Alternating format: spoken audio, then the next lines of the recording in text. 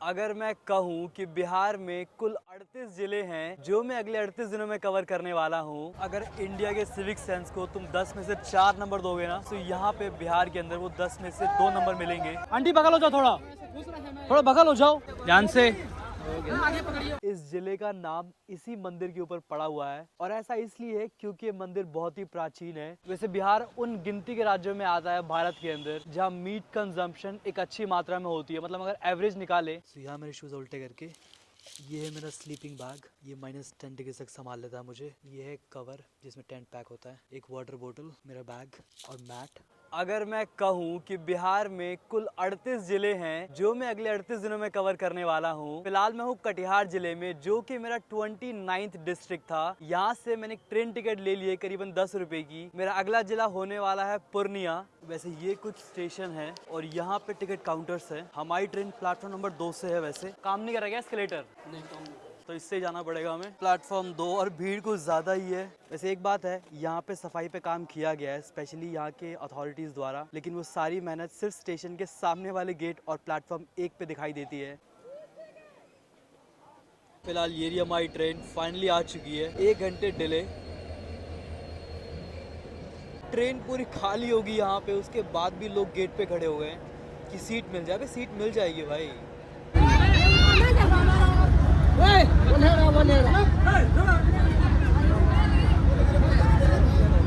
अगर इंडिया के civic sense को तुम 10 में से 4 नंबर दोगे ना, तो यहाँ पे बिहार के अंदर वो 10 में से 2 नंबर मिलेंगे, ये शायद उससे भी कम। 3 number. Bihar is not for beginners भाई। पूरी ट्रेन भरी हुई थी। ये ट्रेन 10:45 की है, अभी 12 बज चुके हैं, 1.5 घंटे लेट है, जिसकी वजह से 12:45 पे जाने वाली ट्रेन भी एक बगल के प्लेटफॉर्म पे लगा दी गई है कि वो ट्रेन भी जाएगी। और अचानक से पूरा का पूरा कोच खाली हो गया। सब के सब भाग के उस ट्रेन पे चढ़ गए। एक पल के लिए मुझे लगा कि ये ट्रेन जाएगी नहीं, शायद इसलिए सब के सब ट्रेन से उतर रहे हैं, लेकिन ऐसा कुछ नहीं है, ये ट्रेन भी जाएगी। रुक जाएगी भाई, थोड़ा बगल हो जाओ, बगल हो जाओ। आंटी बगल हो जाओ, थोड़ा पीछे हो जाओ, पीछे भाई साहब, थोड़ा पकड़ लीजिएगा पीछे से ध्यान से। आगे पकड़िए, नीचे नीचे भाई। पर्स का ध्यान भी रखना है, फोन का ध्यान भी रखना है। और सामने एक भैया व्हील चेयर पे थे, मैंने सोचा उनकी थोड़ी हेल्प कर दूं, लेकिन लोग रुकने को राजी नहीं है भाई। मतलब चढ़े जा रहे, पहले उतरने तो उतरने वाले को, फिर चढ़ लेना।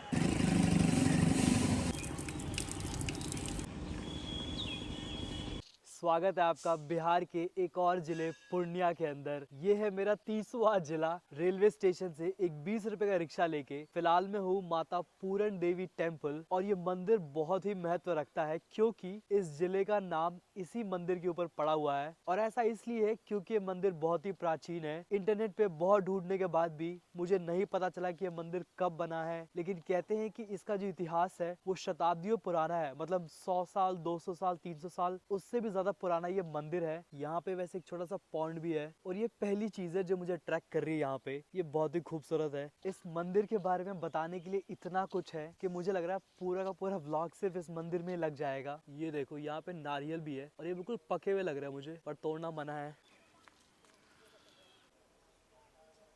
जैसा बताया, ये मंदिर काफी पुराना है और ये बात आप इसकी बनावट से भी देख सकते हो। मतलब इसकी जो बनावट है वो देख के पुराने जमाने के मंदिरों जैसा लग रहा है। ये है हाथ धोने और पानी पीने की व्यवस्था, ये है मंदिर परिसर में बैठने की व्यवस्था।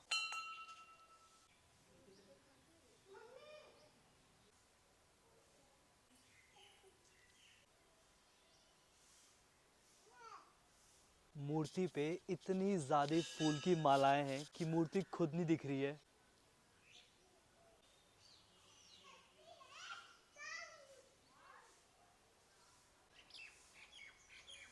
खैर ये पहली बार है कि मैं यहाँ पे आया हूँ, लेकिन इंटरनेट के हिसाब से जब भी कोई फेस्टिवल होता है जैसे नवरात्रि और दुर्गा पूजा, यहाँ पे बहुत ज्यादा भीड़ होती है। और इसी से इस मंदिर की प्राचीनता का पता भी चलता है, कितना प्राचीन मंदिर है। वैसे मंदिर के बाहर बोर्ड पे बहुत सारी चीजें लिखी हुई है, उसमें से एक बहुत ही इंपॉर्टेंट इन्फॉर्मेशन है जो मैं फॉलो करता हूँ और मैं चाहता हूँ कि सब फॉलो करे। जब भी आप किसी मंदिर में जाते हैं और आपको दान पुण्य करना होता है, वो दान पुण्य आप सिर्फ दान पेटी में ही करिए। उससे आप निर्धारित कर सकते हैं कि जो पैसे हैं वो सही व्यक्ति के पास जा रहा है, वो सही जगह पे इस्तेमाल होगा।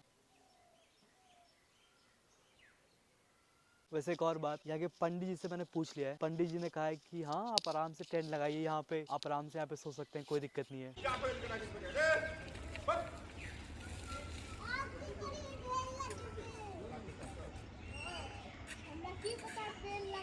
बन जाओ मेरे दोस्त।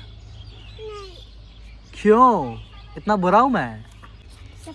सपना, सपना तो मेरी दोस्त बनोगी। यस, सपना मेरी पहली दोस्त है, तुम मेरे दोस्त नहीं बनोगे? हाँ या ना? बोलो हाँ। Okay, bye bye. Okay, finally एक दोस्त भी बना लिया मैंने। दो।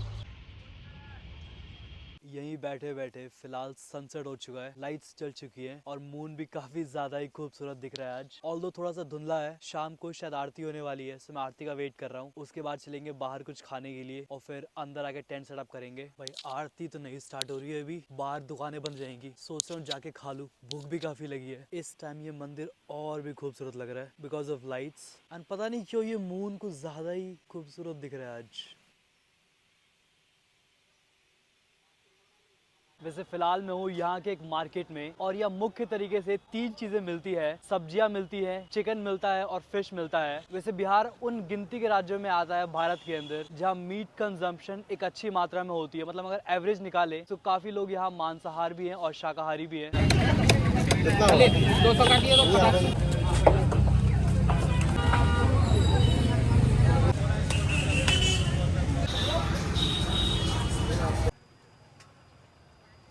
चाउमीन वाला बर्गर तो सही था, अब बारी है इसकी। ये तो नॉर्मल कांदा है या पकौड़ी, और ये देखो ये आटे का है और ये मीठा है। मुझे लगा नहीं था ये मीठा होगा लेकिन ये मीठा है। फिलहाल वापस आ चुका हूँ मैं खाना खा के, अपना डिलीशियस डिनर। सो ये कुछ एरिया है जहाँ पे मैं अपना कैंप सेटअप करने वाला हूँ।